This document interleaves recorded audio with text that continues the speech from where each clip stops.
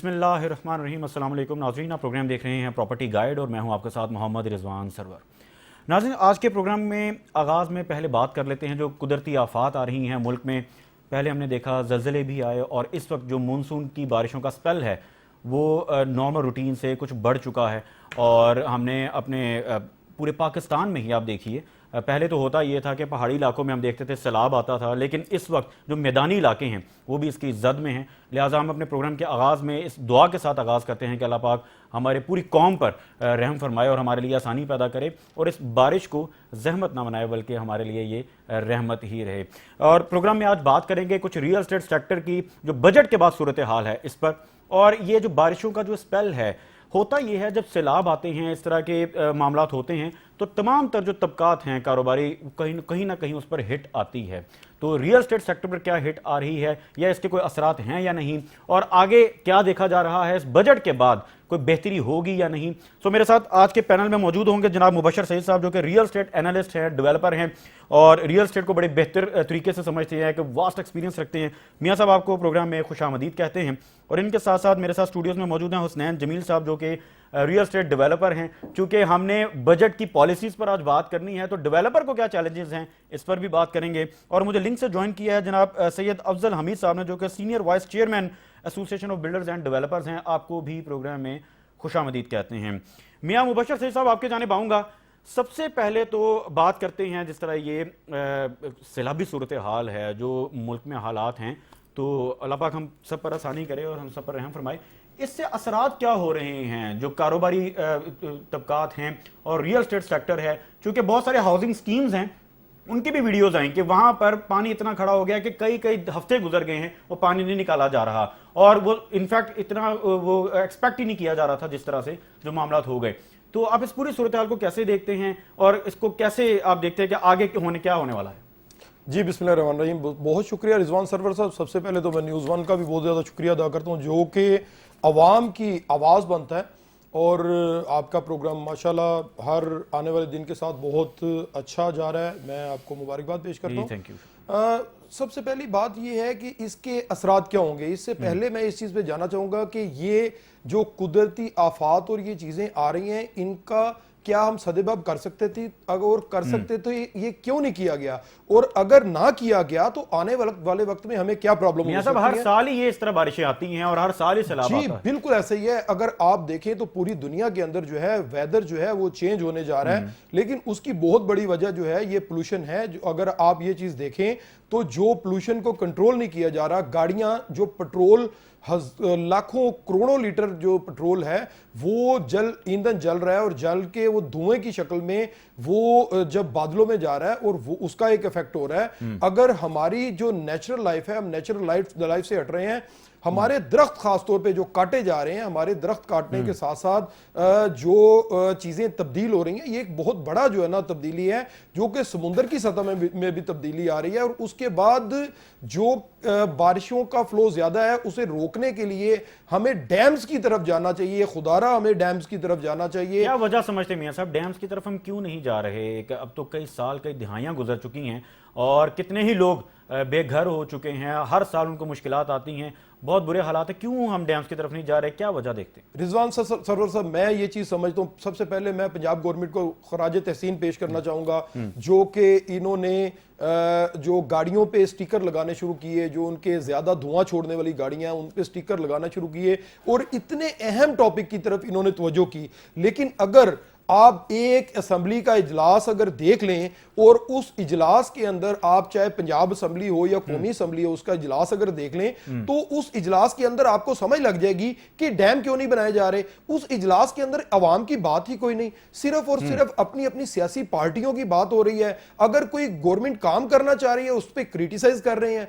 और आपस में एक दूसरे के ऊपर नुक्ताचीनी और कीचड़ उछालने का काम जो है असेंबलियों के अंदर ये हो रहा है। एक अगर पार्टी पार्टी कुछ करना चाह रही है, दूसरी पार्टी उसे रोक के बैठी है कि हम इजलास नहीं करने देंगे, ये नहीं करने देंगे। ओ भाई, जो कर रहे हैं उन्हें करने दें, उस पे उन्हें अपना टाइम गुजारने दें, आगे देखें क्या होगा।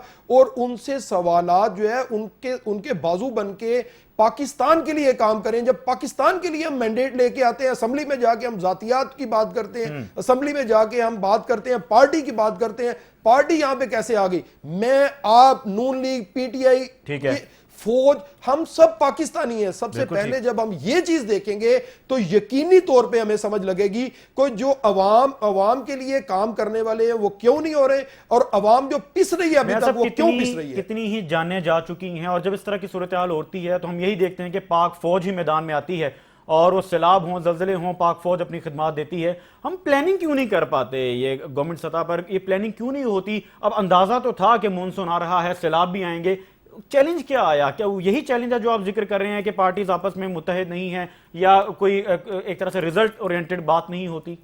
देखिए, मैं एक चीज फिर ये चीज कहूंगा कि पाकिस्तान के अंदर अगर मुनज़्ज़म तरीन इदारा अगर आप देखेंगे तो वो पाक फौज है।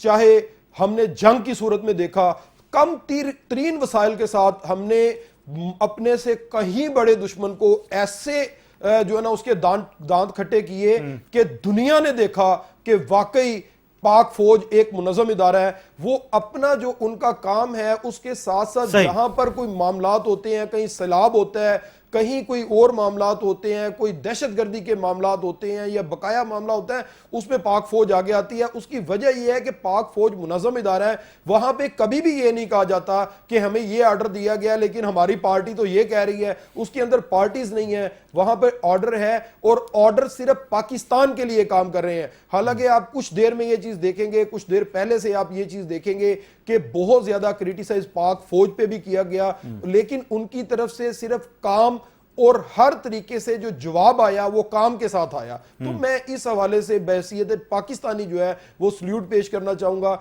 लेकिन खाली पाक फौज ही अगर सारा कुछ करेगी तो बकाया इदारे जब तक बेहतर तरीके से काम नहीं करेंगे, उम्मीद यही रखी जाए मियां साहब के डैम्स भी इन द एंड पाक फौज ने ही बनाने हैं। जी, पाक फौज से हम उम्मीद करते हैं कि उम्मीदें तो सारी उनसे ही हैं, मगर हुकूमतों के भी कुछ काम होते हैं और ये प्लानिंग तो यकीनन होनी चाहिए। और जिस तरह अभी फरमा रहे हैं कि हुकूमत अभी एक्टिव है, पंजाब गवर्नमेंट भी एक्टिव है, काम हो रहे हैं, मगर ये कुदरती आफात ये तो किसी का काबू नहीं होता। मगर हम एहतियाती तदाबीर तो अपना सकते हैं, उस पर काम कर सकते हैं, और ये वैसे भी जब तक हम इस पर प्लानिंग नहीं करेंगे काम नहीं हो सकता। रिजवान साहब, मैं आपकी बात से थोड़ा सा इख्तलाफ करना चाहूंगा। आपने कहा कि कुदरती आफात पे काबू नहीं पाया जा सकता, इसकी परसेंटेज है। इसके लिए अब हमने गाड़ियों पे अगर स्टिकर लगाने शुरू किए हैं, यानी मेरा मतलब है आफात तो आती रहती है ना, वो तो आएंगी, लेकिन हमें एहतियाती तदाबीर तो अपनानी चाहिए। एहतियाती तदाबीर जब हम बिल्कुल छोड़ देंगे तो फिर बिल्कुल हम तो फिर उन चीजों को हमने अपने आप को कुदरत के हवाले कर दिया कि ठीक है जो भी हो सकता है वो करें। हमें ग्रीनरी के लिए काम करना चाहिए, हमें डैम्स के लिए काम करना चाहिए, हमें पोल्यूशन कंट्रोल काम करना चाहिए, हमें साइकिल की तरफ फिर आना चाहिए, उसे प्रमोट करना चाहिए, हमें मोटरसाइकिल की तरफ आना चाहिए। हमें एक बंदा अगर एक गाड़ी लेके जा रहा है तो उसे कंट्रोल करके जाना चाहिए, हमें पब्लिक ट्रांसपोर्ट को प्रमोट करना चाहिए, हमें इलेक्ट्रिक गाड़ियों को प्रमोट करना चाहिए। सारी दुनिया में होता है मियां साहब, लोग गाड़ियां स्टेशन पे खड़ी करके अपना वो ट्रेन को इस्तेमाल करते हैं ऑफिस जाते हुए, यानी कि वो सपोर्ट इस तरह से किया जाता है। यहाँ पे ये है कि ट्रेन बनाई जाती है तो उस पे बजाय इसके कि अप्रिशिएट करने के, बजाय इसके ये बताने के कि हम ज्यादा बेहतर ट्रेन बना सकते हैं, हम इलेक्ट्रिक ट्रेन बनाएंगे, हम इससे ज्यादा बेहतर करेंगे, आपने जो किया हम इससे बेहतर करके बताएंगे। यहां पे किया ये जाता है कि जो किया जाता है उसमें नुक्स निकाल, जो जिसने जो कर लिया वो ठीक है भाई। तनकीद बराए तनकीद होती है, तनकीद बराए इस्लाह होनी चाहिए, तो यकीनन आम आदमी के लिए भी वो फायदेमंद साबित होगा। हसनैन साहब, आपकी जानिब आऊंगा। हमने गुज़िश्ता दिनों में देखा कि इस्लामाबाद में एक बड़ा सानहा हुआ, और जिस तरह वो बाप बेटी मौजूद थे उस गाड़ी में और वो सैलाब में बह गए, और ये इस्लामाबाद का वाकया है, तो ये अफसोसनाक बहुत ज़्यादा है। नॉर्दर्न एरिया में भी हमने देखे। क्या समझते हैं कि जब ये सोसाइटीज़ बनती हैं तो उनके इंफ्रास्ट्रक्चर पर पहले गौर नहीं किया जाता? जिस तरह से वो उसका निज़ाम था, वो सड़क बह गई, सड़क नीचे दब गई, और जिस तरह से वो बह गई, ये तो बहुत खतरनाक सूरत हाल है। तो इस पर कोई पैरामीटर्स नहीं होते? इसमें रियल एस्टेट डेवलपर का क्या आप किरदार देखते हैं? मैं ये समझता हूँ कि जब भी आप हॉरिजॉन्टली जो है रियल एस्टेट डेवलपमेंट की तरफ जा रहे होते हैं तो डेफिनेटली अब जो उसकी जो बैकएंड स्टोरी जो पता चली है वो किसी दौर में वो एक जंगल था।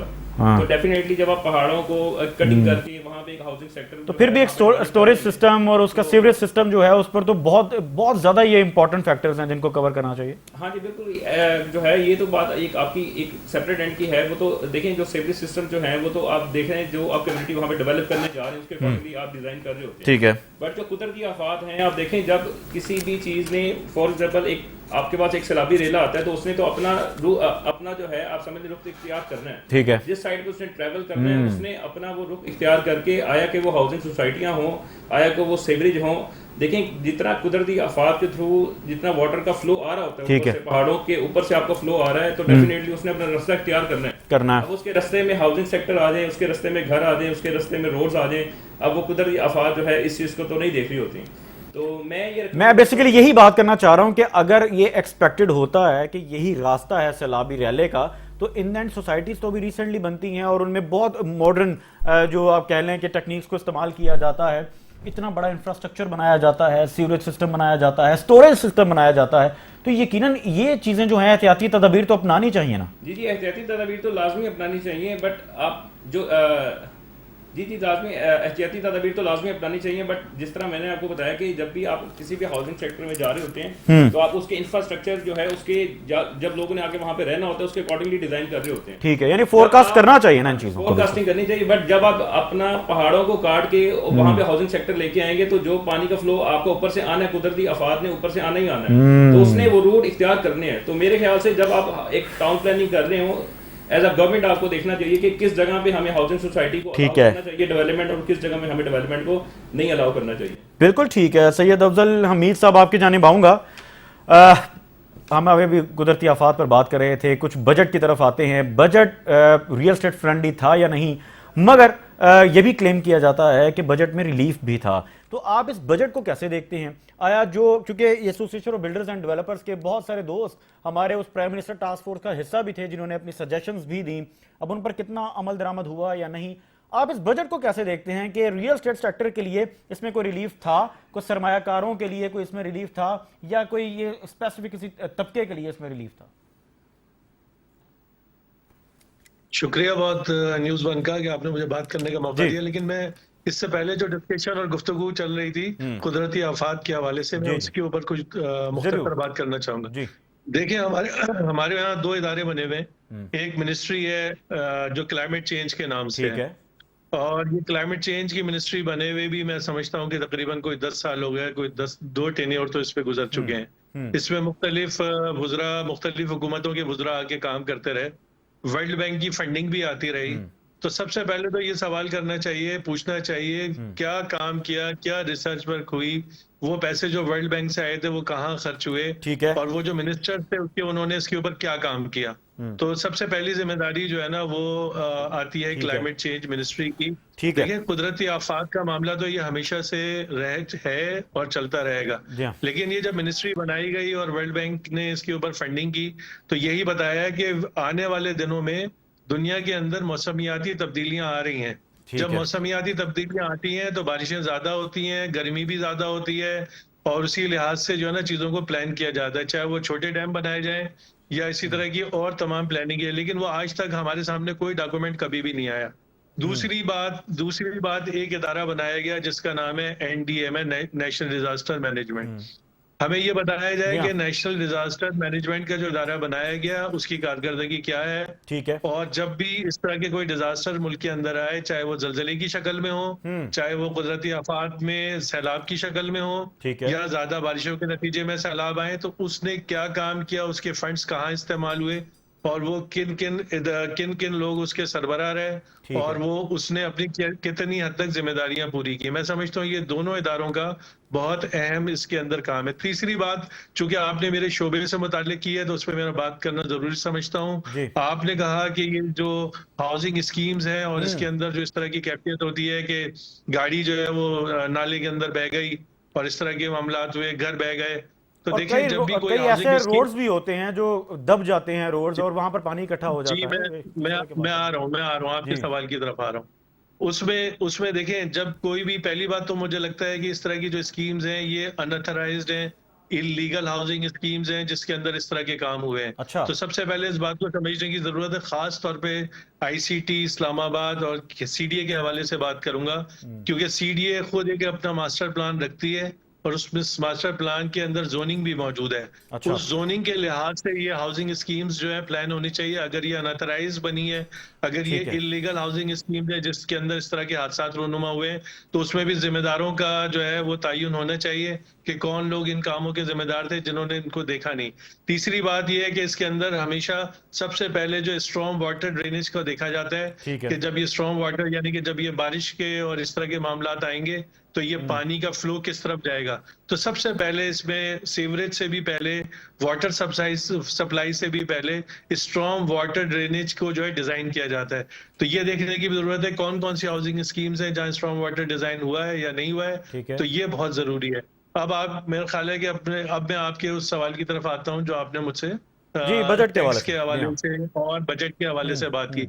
देखिए, हमने जो जितनी भी रिकमेंडेशंस दी थी और गुजारिशात की थी फाइनेंस मिनिस्टर साहब को, उसके अलावा अपना एफबीआर के चेयरमैन साहब को, मैं नहीं समझता कि उसमें उन्होंने कोई भी ऐसी चीज जो हमने उन्हें सजेस्ट की और उन्होंने उस बात को मानो। ये 2 टैक्स हमारे ऊपर लगते थे, हमसे मुराद एक आम आदमी और कॉमन मैन के ऊपर, वो 236C और 236K था, यानी कि परचेजर और सेलर।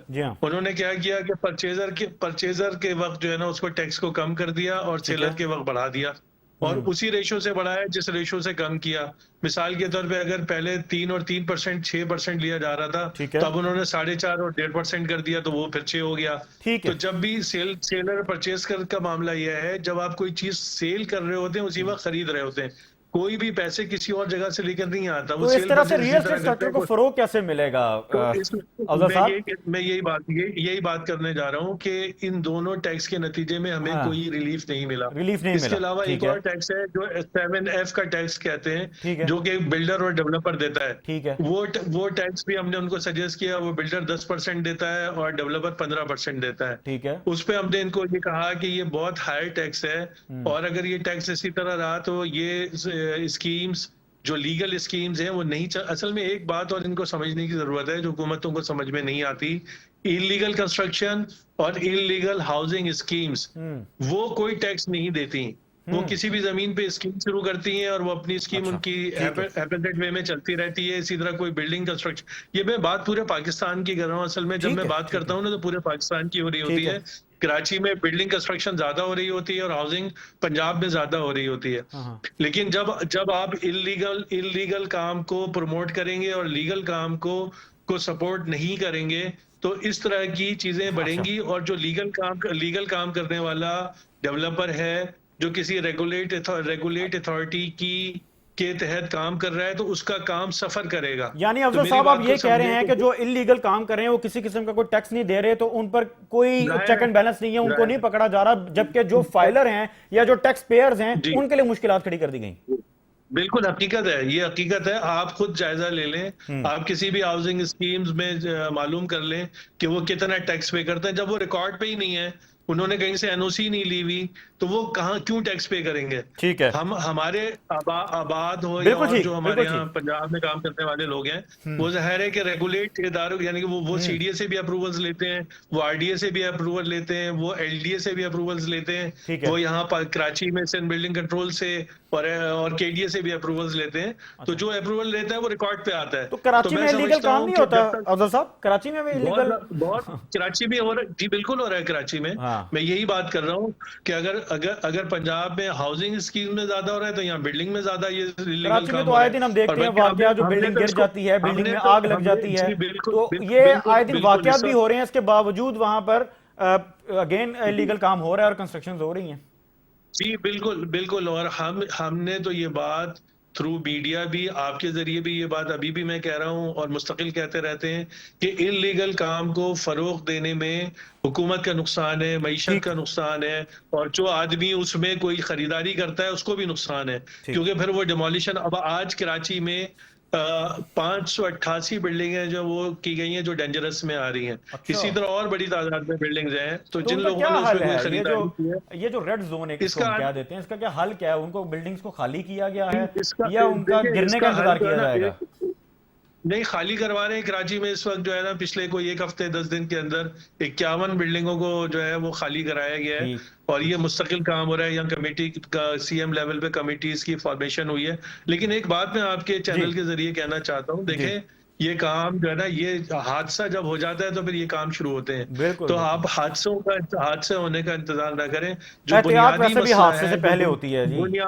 बुनियादी जो मसला है पूरे पाकिस्तान में, वो जितने भी पाकिस्तान के इदारे हैं, वो डेवलपमेंट अथॉरिटीज हो, वो इदारे डिसफंक्शनल हो गए। ओके। वो अपनी जिम्मेदारियां पूरी नहीं कर रहे। जिस आदमी को जो काम कर, आज अगर आपका काम, आपके चैनल का काम अवेयरनेस का है, तो आप अवेयरनेस के लिए ये हम बैठे हैं ना, आज हम ठीक है। अवेयरनेस की बात कर बिल्कुल रहे ऐसे ही। हैं। तो अगर अगर आप अपना काम कर रहे हैं, तो इसी तरह तमाम इदारों को अपना अपना काम करना है। बिल्कुल ठीक है अगर जी। वो काम नहीं करेंगे तो ये चीजें इसी तरह से बढ़ती रहेंगी। इसी तरह से बढ़ती रहेंगी। मियां साहब आपकी जानिब आऊंगा, मगर अभी वक्त एक शॉर्ट ब्रेक के बाद हाजिर होंगे और इस पर मजीद बात करेंगे कि क्या वाकई जो टैक्स पेयर्स हैं उनके लिए मुश्किलात में इजाफा हो गया, और जो टैक्स अदा ही नहीं करते या नॉन फाइलर जिनको कह लें, ये नॉन फाइलर, लेट फाइलर, इस पर भी हमने आज बात करनी है। मगर हाजिर होते हैं शॉर्ट ब्रेक के बाद, आप कहीं मत जाइएगा।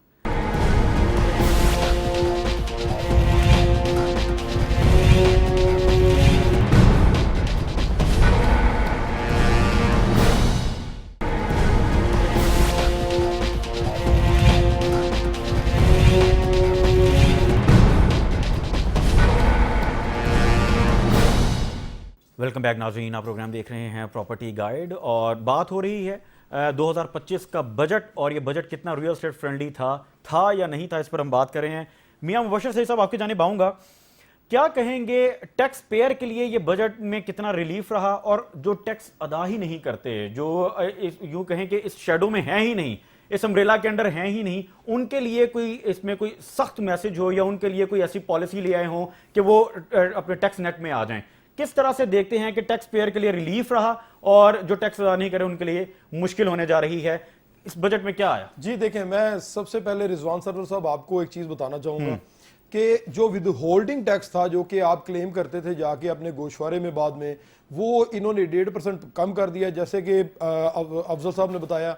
और जो कैपिटल गेन टैक्स था वो इन्होंने जो है लगा दिया 1.5%। यानी कि आपको सैनमे की टिकट इन्होंने फ्री कर दी, बाहर जाते हुए दरवाजे पे रोक लिया कि जनाब वो पैसे आप दे के जाएं, और ये क्लेम भी नहीं आप कर सकते। तो इसमें कोई ऐसी किसी चीज की कमी नहीं की गई। इवन 7E जो है, जो कि एक गैर इंसानी टाइम जी 7E पर मैं आना चाह रहा था। 7E के बारे में बात हो रही थी कि तलवार हो जाएगा, उसकी तलवार जो है ना जी, वो आज तक हम पे लटकी हुई है। मैं इसकी एग्जांपल आपको टैक्सेस की इसी वाले से दूंगा, जितनी खबरें ये चलाई जा रही हैं जी, ये जो है ना इस चीज में कमी कर दी गई, फिगर्स का खेल है, उस साइड से कम करके इस साइड से जो है ना ज्यादा कर दिया। किसी चीज में रियल एस्टेट के हवाले से जैसे आपको रिलीफ मिलेगी, आपको रियल एस्टेट सेक्टर चलता हुआ नजर आएगा। ना सिर्फ रियल एस्टेट सेक्टर चलता हुआ नजर आएगा, आपको पाकिस्तान की इकोनॉमी में बेहतरी नजर आएगी, बाहर से पैसा आता हुआ नजर आएगा।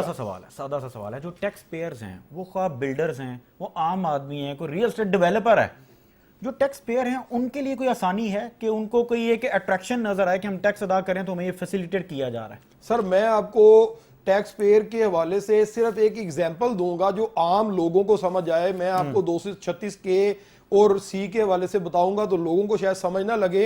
ये इसी तरह से है कि एक बंदा टैक्स दे के सिरामिक स्टाइल मंगवा के 2100 रुपया मीटर बेचता है।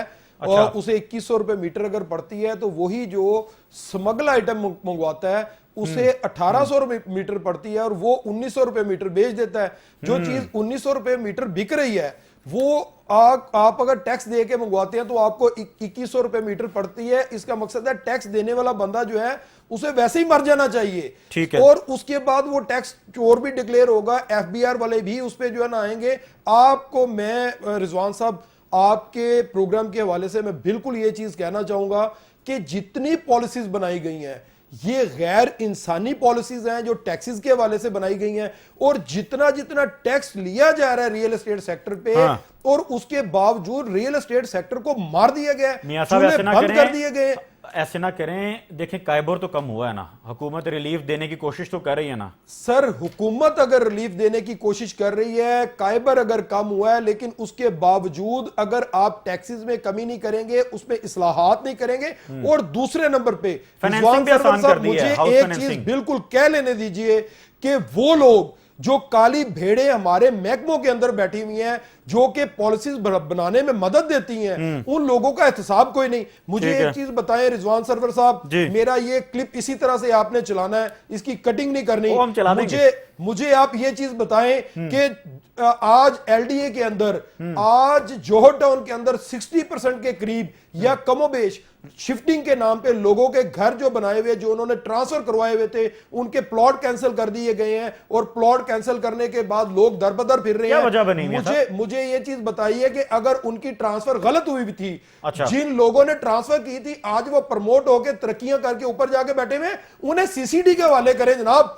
सबसे पहले सीसीडी के हवाले उन्हें करें। वजह क्या हुई, क्या वजह बनी है, इस तरह से क्यों? सर किसी का कहा जाता है कि जनाब इसकी जब ट्रांसफर हुई थी इसका एनओसी गलत था। ओ भाई एनओसी उन्होंने खुद लिया था। अच्छा, एनओसी आपके इदारे ने दिया था। किसी का कहा जाता है कि इसकी जो जमीन थी, पीछे जो जिम्मेदार वाली जमीन थी, वो जमीन जो है ना गलत लगी हुई थी, वो 2 जगह पे लगी हुई थी। किसी की कोई चीज, किसी की कोई चीज। लेकिन मैं ये चीज कहता हूं रिजवान सरवर साहब, जब एलडीए के अंदर आप और मैं, एक आम आदमी जाके एक एनओसी अप्लाई करता है, एनओसी रेलेवेंट डिपार्टमेंट आपको जारी करता है, और एक डायरेक्टर लेवल का बंदा आपकी ट्रांसफर करता है, और ट्रांसफर करने के बाद आपको अलॉटमेंट लेटर जारी होता है, आपका नक्शा पास होता है। आपका नक्शा पास होने के बाद आप अपना घर बना के उसमें रहते हैं। आपको 10 साल बाद पता चलता है जनाब ये तो जितना प्रोसेस हुआ था सारा जाली था। और भाई मैंने किया था, और वो प्रोसेस किया भी एलडीए ने ही है। एलडीए ने प्रोसेस किया है। और मैं ये चीज कहता हूं कि आया उन लोगों को इस पे सजा होनी चाहिए या नहीं होनी चाहिए? सजा फिर आम लोगों के लिए, अवाम के लिए सजा है। उन लोगों के क्या हुआ, मैं ये चीज कहना चाहूंगा रिजवान सरवर साहब कि जहां पर माशाल्लाह हमारे सीसीडी बहुत अच्छा काम कर रही है, वहां पर इन लोगों को उसके हवाले करना चाहिए। और चंद लोग ऐसे जो काली भेड़े बैठी हुई हैं, उन्हें उठा के जब तक हम उनके हवाले नहीं करेंगे नहीं होगा। एफबीआर, चले इस पर एलडीए का क्या मौकफ है, उनको भी हम इंशाल्लाह अगले प्रोग्राम में लेते हैं और इस पर बात करते हैं कि ये क्या असल वाकया है और ये क्यों हो रहा है। क्योंकि एक आम आदमी को तो डॉक्यूमेंट्स का शायद उस हद तक अंदाजा ही नहीं होता, लीगल डॉक्यूमेंट्स का, और वो एलडीए से ही वो मुस्तनद किस्म का एक डॉक्यूमेंट वो समझते हैं, और ऑथेंटिसिटी हो ही कहां, इदारे से ही होगी ना। रिजवान साहब मैं यहां पे ये चीज कहूंगा कि कतई तौर पे अगर हम लीनियंट ओपिनियन लेंगे तो ये जुर्म ठीक है, इसका क़यामत के दिन भी हमें हिसाब देना है। ठीक है। मैं ये चीज कहता हूं कि एक इदारा जो गवर्नमेंट ने हमें बताया कि आपने अपनी फाइल की वेरिफिकेशन कहां से करनी है, एलडीए से जाके करनी है। ठीक है। एलडीए ना सिर्फ आपकी फाइल की वेरिफिकेशन करता है, वेरिफिकेशन करने के बाद आपको अलॉटमेंट लेटर जारी करता है, एनओसी देता है, आपका नक्शा पास करवाता है, आपको घर बनने देता है, आपकी कंप्लीशन देता है। कंप्लीशन देने के बाद हर ऑफिसर के उस पर साइन है, उसके बाद आपकी प्रॉपर्टीज जो है ना 2 नंबर निकल आती हैं। आप ये चीज देखें, मेरा क्वेश्चन ये है, मरियम नवाज साहबा ने उस पर कुछ रिलीफ भी दिए हैं, कुछ चीजें बेहतर की हैं, लेकिन मेरा क्वेश्चन ये है जिन लोगों ने उसे ट्रांसफर किया था, जिन्होंने एनओसी जारी किया था, आज वो प्रमोट होके ऊपर के ओहदों पे बैठे हुए हैं और वही लोग एहतसाब कर रहे हैं। उन लोगों के खिलाफ क्या कार्रवाई की गई है? क्या जस्टिफाई क्या किया जाता है ये डॉक्यूमेंट? चूंकि वो लोग तो मौजूद हैं, ये तो नहीं है ना कि वो इदारे में अब मौजूद नहीं है, वो मौजूद हैं, जिस तरह फरमा रहे हैं कि वो ओहदों पर मौजूद हैं, तो यकीनन कोई इसका जवाब तो होगा, कोई जस्टिफिकेशन तो होगी, कोई रीजन तो होगा। सर इसका मैं ये अर्ज करना चाहता हूं कि अभी तक जितने भी लोग जाते हैं उन्हें एक बेरुखी के साथ कह दिया जाता है कि आपका प्लॉट जो था ये फलां वजह से ट्रांसफर होने से पहले इसमें ये प्रॉब्लम थी, इसमें ये डॉक्यूमेंट्स नहीं था, ये डॉक्यूमेंट्स था। मुझे आप एक चीज ऐसी दिखा दें जिसमें उन तमाम लोगों के खिलाफ जिन्होंने ट्रांसफर की हुई है, जिन्होंने एनओसी जारी की हुई है, वो पटवारी हजरात जिन्होंने जो है ना उस जमीन को क्लियर किया हुआ है, उनके खिलाफ को कार्रवाई हो। इसी तरह से अगर आप ये चीज देखें कि हमारे यहां पे जो रूल्स बनते हैं, हमारे यहां पे रूल्स वो बनते हैं जो कि बेनिफिशियरी होते हैं उन लोगों के जो कि सरकार के अंदर और जो ब्यूरोक्रेसी के अंदर बैठे हुए हैं। आप 90% पैसा ऐसा देखें जो कि गवर्नमेंट, जो कि पाकिस्तान से जाता है बाहर और बाहर जाके पाकिस्तानियों की जमीनें ली जाती हैं। वो 90% पैसा वो है वो जो यही करप्शन का पैसा होता है, और वो जाके बाहर बाद में टोपी और तस्बीह पहन लेते हैं, और उसके बाद जनाब वो बच्चे भी उनके बाहर शिफ्ट हो जाते हैं, वो खुद भी बाहर शिफ्ट हो जाते हैं, और अपनी जो यहाँ पे करप्शन की नजर हो जाती है, आम लोग जो है वो रुलते रहते हैं। मेरा आम सा एक जनरल क्वेश्चन ये है कि आया वो ब्यूरोक्रेसी जो कि काम करती है अवाम के खिलाफ और अवाम के खिलाफ पॉलिसीज बनाती है, और बनाने के बाद वो चाहे टैक्सेशन की पॉलिसीज हो या एलडीए की पॉलिसीज हो या करप्शन की पॉलिसीज हो या उन सोसाइटियों को एनओसी देने की पॉलिसी हो जिन पे बाप बेटी बह जाते हैं और उनकी लाशें तक नहीं मिलती, और उन लोगों से कोई एहतसाब नहीं किया जाता, सिर्फ चंद दिन खबरों में आते हैं, जीनत बनते हैं, उसके बाद खत्म हो जाते हैं। तो जब तक सर एक इदारा, एक सीसीडी इनके लिए ने जब तक बनाया जाएगा तब तक ये मामला दुरुस्त नहीं होंगे सर। ठीक है, बिल्कुल चेक एंड बैलेंस की जरूरत है और हर इदारे में ही जरूरत है। और जब इस तरह के वाकयात होंगे, एक आम आदमी की जमा पूंजी जो सारी जिंदगी की है उसको अचानक जब पता लगे 10 या 15 साल के बाद कि उसका घर के जो डॉक्यूमेंट्स हैं वो इलीगल हैं एक तरह से, या वो मुस्तनद नहीं है, तो यकीनन ये एक बहुत परेशान कुन सिचुएशन है। इस पर बिल्कुल चेक एंड बैलेंस होना चाहिए, इस पर काम होना चाहिए। हसनैन साहब, आपके जानिब आऊंगा। जिस तरह बात हो रही थी इदारों के हवाले से, रियल एस्टेट डेवलपर को, चूंकि आप एक रियल एस्टेट डेवलपर हैं, आप क्या समझते हैं कि बजट के बाद कौन से चैलेंजेस दरकार हैं, और क्या कोई बेहतरी होने जा रही है, कोई अमेंडमेंट होगी या इसी तरह पॉलिसी चलेगी?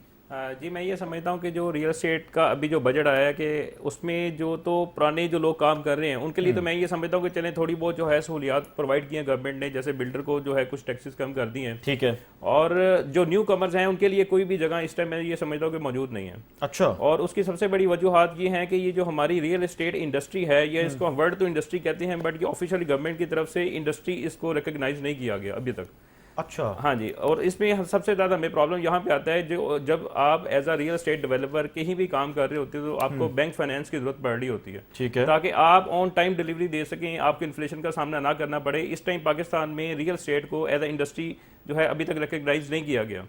इसकी वजह से हमें बैंक फाइनेंस नहीं मिल रहा होता। इसी तरह से हमें किसी किस्म की भी एक समझने के बैकएंड से गवर्नमेंट की सपोर्ट नहीं मिल रही होती इन हाई रिस्क डेवलपमेंट।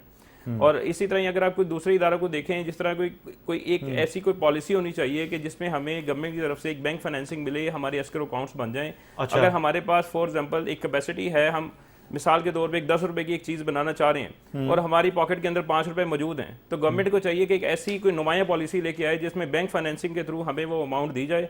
उसके बाद हम वो पैसा जो है इंफ्रास्ट्रक्चर के ऊपर लगाएं और लोगों को जो है और जो लोगों को जो है कम प्राइसेस के अंदर जो है डिलीवरी देने की पोजीशन में आ जाए। इस तरह से तो पहले पूरा अपने फाइनेंशियल पोजीशन शो करनी पड़ेगी। जिस तरह बात करें, जिस तरह दुबई में होता है, जो डेवलपर्स अपना पैसा शो करते हैं और प्रोजेक्ट का पैसा दिखाया जाता है, उसके बाद उनको अप्रूवल मिलता है। फिर तो ये पॉलिसी भी इंप्लीमेंट होगी ना कि अप्रूवल भी उस बेस पे हो कि आपकी फाइनेंशियल पोजीशन कैसी। जी जी, बिल्कुल बिल्कुल। इसी तरह अगर ये फाइनेंशियली एक पॉलिसी बन जाएगी एस्क्रो अकाउंट्स की, और एक नुमाया एक पॉलिसी गवर्नमेंट की तरफ से आ जाए कि आप हायरर्स, अगर इस टाइम कोई भी, मैं ये समझता हूँ कि नुमाया पॉलिसी गवर्नमेंट की तरफ से अभी इंट्रोड्यूस की नहीं गई इस बजट के अंदर, तो मैं ये समझता हूँ अगर इस तरह की पॉलिसी आ जाए तो ये पाकिस्तान के लिए एक बहुत अच्छी बिल्कुल ठीक है। मियां साहब, योर टेक, आप क्या कहेंगे? सवाल यही है कि रियल एस्टेट डेवलपर्स को कौन से चैलेंजेस दरकार हैं, और मैं चाहूंगा कुछ रियल एस्टेट डेवलपर के एंड से भी बात की जाए कि उसको कौन कौन से चैलेंजेस कंस्ट्रक्शन के वक्त फेस करने पड़ते हैं। क्योंकि बहुत सारे लोगों को ये तो होता है कि प्रोजेक्ट्स डिले हो गए और डिले हो जाते हैं, मगर जो रियल एस्टेट डेवलपर है उसको क्या चैलेंजेस दरकार है, खास तौर पर जब ये वर्टिकल की हम बात करते हैं। जो कि वर्टिकल में हम देखते हैं कि 3-3 बेसमेंट्स भी बन रही होती हैं,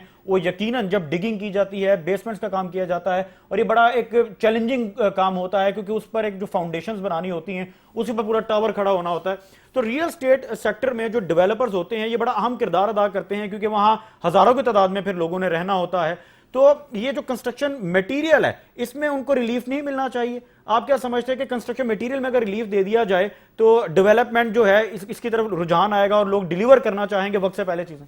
जी बिल्कुल। मैं रिजवान साहब, आपने बड़ा अच्छा क्वेश्चन किया, लेकिन इससे पहले मैं थोड़ा सा एक आपको मटेरियल से पहले डेवलपर के हवाले से एक और चीज कहना चाहूंगा। देखें, जब एक प्लॉट जो है उसे डेवलपर के लिए, हाई राइज के लिए जब अप्रूव कर दिया जाता है, उसकी अप्रूवल दे दी जाती है, तो उसके साथ साथ बहुत सारे मसाइल और भी हैं जिसमें डेवलपर को कहा जाता है कि आपने इतनी गाड़ियों की बेसमेंट में पार्किंग देनी है, इतनी गाड़ियों की पार्किंग इसके आगे देनी है, ये सारी चीज़ें आपने पूरी करनी है, आपने जनाब गार्बेज के लिए ये सिस्टम रखना है। तमाम चीज़ें आपको बाउंड कर दिया जाता है।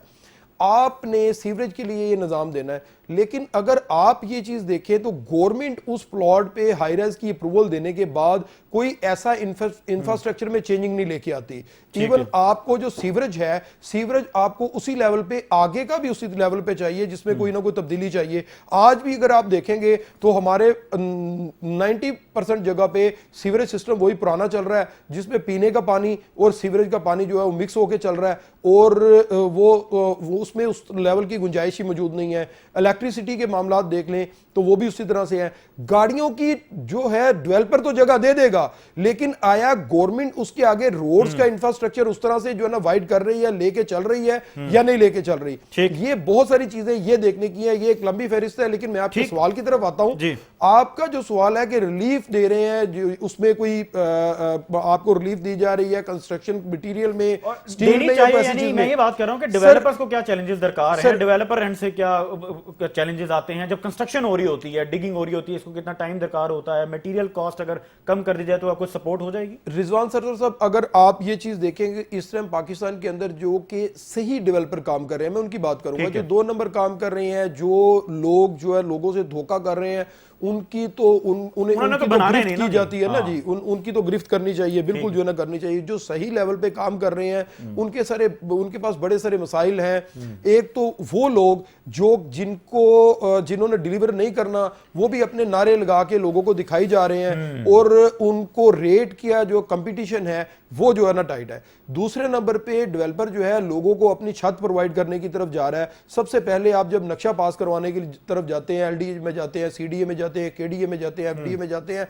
आप यकीन जाने कि वहां पे एक इतना मुश्किल प्रोसेस इन्होंने रखा हुआ है कि वो एक लेंथी प्रोसेस है, और उसके साथ बहुत सारे मामला और भी हैं जो आपको करने पड़ते हैं, और उसमें काफी सारा टाइम जो है उसमें लगता है। अब जैसे आप उसे शुरू करते हैं, आपने बुकिंग की होती है, आप उसे शुरू करते हैं, शुरू करने की तरफ जाते हैं, जो फ्लक्चुएशन है, जो रेट्स की वेरिएशन है, वो इतनी ज्यादा आ जाती है कि आपने जो वो बुकिंग की होती है उसके लिए आपको बहुत ज्यादा प्रॉब्लम्स आती हैं। अच्छा, इसमें अगर आप 200 बंदों को, 400 बंदों को, 500 लोगों को घर और रोजगार अगर फराहम कर रहे हैं, गवर्नमेंट को कुछ ना कुछ आपको रिलीफ देनी चाहिए, आपको टैक्सेस में कमी करनी चाहिए, बल्कि डेवलपर्स के ऊपर जो टैक्सेस हैं वो ज्यादा रखे हुए हैं, और जो कंस्ट्रक्शन कॉस्ट है वो भी दिन ब दिन बढ़ती जा रही है, उसमें किसी किस्म का कोई रिलीफ नहीं दिया गया, ना ही टैक्स में कोई ऐसा रिलीफ दिया गया है, और ना ही कोई अप्रूवल्स में ऐसा कोई रिलीफ दिया गया है कि उसका तरीकाकार आसान कर दिया जाए, ठीक है, ताकि टाइम से शुरू कर लिया जाए। तो कोई किसी किस्म का ऐसा रिलीफ नहीं दिया गया।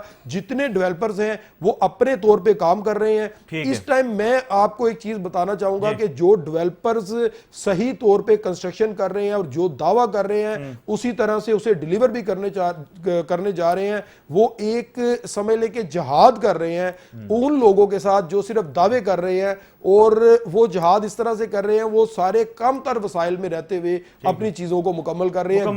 यानी आपका कहना ये है कि डेवलपर अपने एंड से तो एफर्ट कर रहा है, मगर ये टैक्स पॉलिसीज हो जाएं या फिर कंस्ट्रक्शन मटेरियल कॉस्ट हो जाए, यहां से उनको रिलीफ है सच नहीं मिला इस बजट में। अफजल साहब, आप लिंक पर आ चुके हैं, क्विकली वही सवाल है जी, रियल एस्टेट डेवलपर को क्या चैलेंजेस दरकार हैं और इस पॉलिसी के बाद क्या एक्सपेक्ट करते हैं, क्योंकि अमेंडमेंट होगी, टाइम जरा कम है, क्विकली आपका नोट चाहिए। डेवलपर का जो सबसे बड़ा इशू है वो किसी ना किसी गवर्नमेंट की जो डेवलपमेंट अथॉरिटीज की जो स्कीम होती है, हाउसिंग स्कीम होती है, उसी सराउंडिंग में या उसके अंदर काम कर रहा होता है। लेकिन जो पिछले दिनों देखा गया है, पिछले सालों में, वो डेवलपमेंट अथॉरिटीज अपनी स्कीम को डेवलप नहीं कर रही होती, वह इंफ्रास्ट्रक्चर नहीं लेकर आ रही होती। मैं गवर्नमेंट सेक्टर की बात कर रहा हूँ, जो गवर्नमेंट की, तो उसकी वजह से जो प्राइवेट सेक्टर का डेवलपर होता है उसके लिए भी बहुत मुश्किल होता है कि वो अपनी जो उसने इंटरनल डेवलपमेंट करनी होती है, अपना जो काम करना होता है यूटिलिटीज के हवाले से, जो कि अथॉरिटी का काम बल्क में लेकर आना है, तो उसको बहुत ज्यादा जो है ना वो प्रॉब्लम आता है, और वो अपनी जो उसका जो अलॉटी है उसकी वजह से उसकी मिस कमिटमेंट हो रही होती है।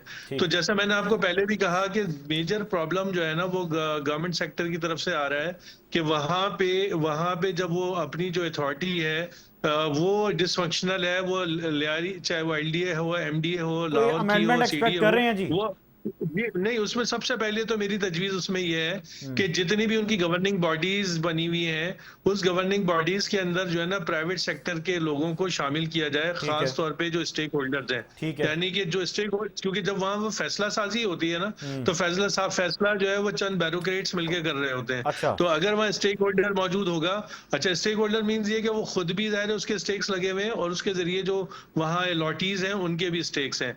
तो ये प्रैक्टिकल चीजें जो है ना, जब तक हम उसके ऊपर अमल दरामद नहीं करेंगे तो ये आगे नहीं बढ़ेंगे और ये चैलेंजेस अपनी जगह मौजूद रहेंगे। फिर जैसा कि अभी थोड़ी देर पहले डेवलपर के टैक्स के हवाले से बात हुई, तो देखें जो किसी भी हाउसिंग स्कीम में आप प्लॉट सेल कर रहे होते हैं ना, तो उसकी अमाउंट जो है वो उसकी प्राइस, उसका रेट बहुत कम होता है।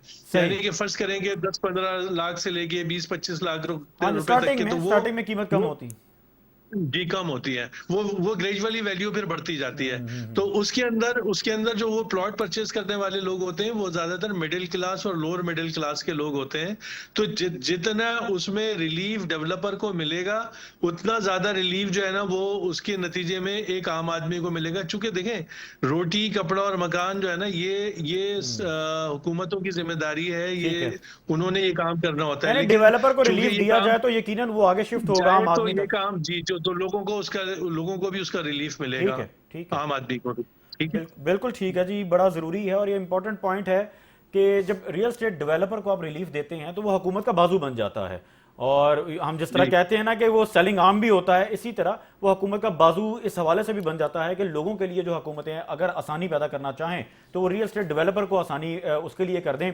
तो जो डिलीवर कर रहे होंगे, यकीनन जो एक नारा लगता है रोटी कपड़ा और मकान, जिस तरह भी जिक्र हो रहा था, तो कम अज कम जो मकान है उसका बन जाएगा और रियल स्टेट डेवलपर जो है वो जो डिलीवर कर रहे हैं वो यकीनन बड़ी आसानी से और बड़े अच्छे पेमेंट प्लान्स पर, जिस तरह अभी जिक्र किया अफजल साहब ने कि स्टार्टिंग में कोई भी प्रोजेक्ट लॉन्च होता है तो उसकी कीमतें बड़ी कम होती हैं, तो बड़ी आसानी से वो उन्हीं कीमतों पर डिलीवर भी कर पाएंगे, कोई एस्केलेशन चार्जेस नहीं लेंगे। इस तरह के भी बहुत सारे मामला होते हैं। इस टॉपिक पर इंशाल्लाह अगले एपिसोड में बात करेंगे। अगले प्रोग्राम तक के लिए मोहम्मद रिजवान सरवर को इजाज़त दीजिए। अपना फीडबैक हमें ज़रूर दीजिएगा। अल्लाह ने के बाद।